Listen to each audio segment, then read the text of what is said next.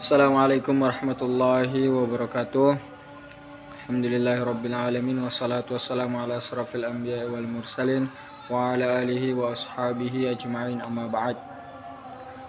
Baik, kami dari kelompok 10 akan menjawab beberapa pertanyaan yang masuk di kelompok kami.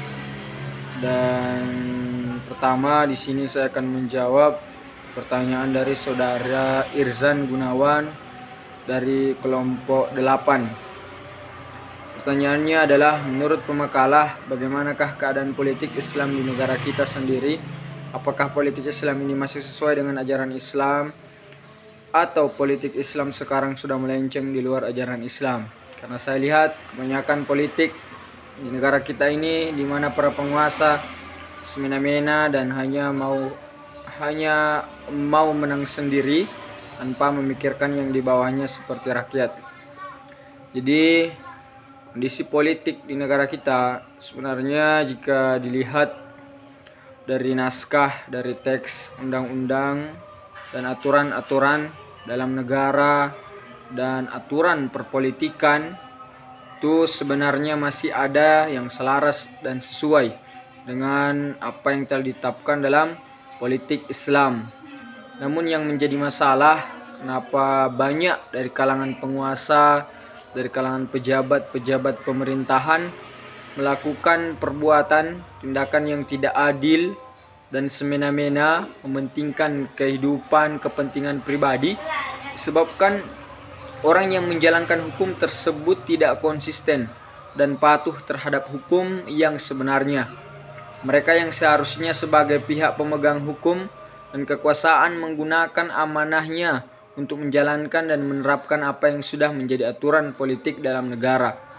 Namun sebab adanya keegoisan, adanya keserakahan serta keinginan untuk mencapai apa yang menjadi kepentingannya, maka tentu akan dilakukan berbagai macam hal, bahkan sampai menghalalkan segala cara, sehingga menjadikan politik juga sebagai sarana dan tempat yang cocok untuk melakukan aksinya tersebut, menggarap segala keuntungan dan sebagainya, sehingga banyak kecurangan dan ketidakadilan yang terjadi dikarenakan pelaku dan orang-orang yang terlibat di dalam politik tersebut.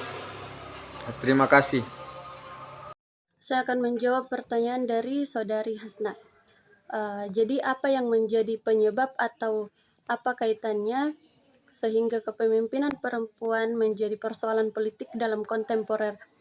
Kaitannya wanita sehingga menjadi persoalan politik kepemimpinan adalah sebelumnya yang dikemukakan oleh Muhammad Al-Bahi menegaskan pandangannya ketika mendeskripsikan persamaan antara wanita dan pria, bahwa di bidang kekuasaan persamaan tidak hanya berbatas tradisi dan adat istiadat, bahkan harus mencapai wawasan yang lebih luas, seperti dalam kabinet, perwakilan, diplomatik, politik luar negeri, dan keputusan-keputusan yuridis formal.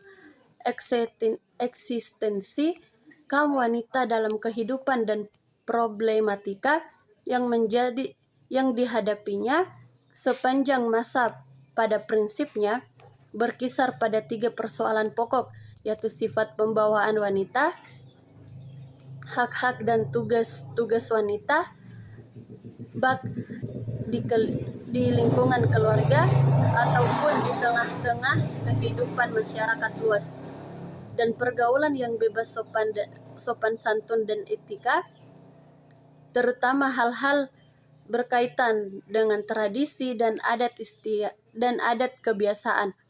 Berdasarkan teks-teks Al-Quran dan sunnah-sunnah Rasul, ternyata kedudukan dan tugas wanita dalam rumah tangga lebih dominan atau menjadi skala prioritas utama daripada tugas dan kewajiban yang bersifat umum, sosial kemasyarakatan, dan pemerintahan.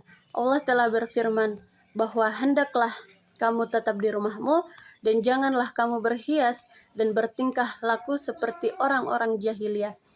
Ayat ini menurut persamaan Al-Qurtubi merupakan perintah kepada istri-istri Nabi Muhammad SAW untuk tetap berada di rumah, yang berarti secara umum berlaku juga untuk istri-istri umatnya.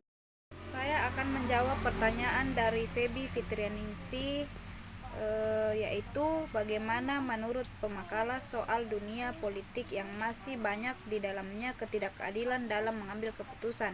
Jawaban saya, dalam dunia politik porsi adil itu relatif, jadi tidak tepat jika kita mengatakan dunia politik sekarang ini tidak adil dalam mengambil keputusan, karena pada dasarnya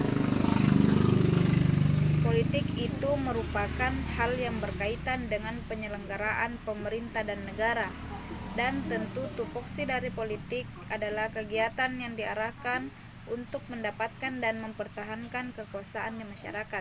Jadi, apapun bentuk keputusan dalam dunia politik itu didasari oleh kepentingan politisi. Jadi, semua hal bisa dihalalkan dalam dunia politik. Apapun jalan yang ditempuh selama hal itu bisa mempertahankan kekuasaan, ya tentu dijalankan. Tapi hal itu harus disejajarkan dengan kepentingan masyarakat umum.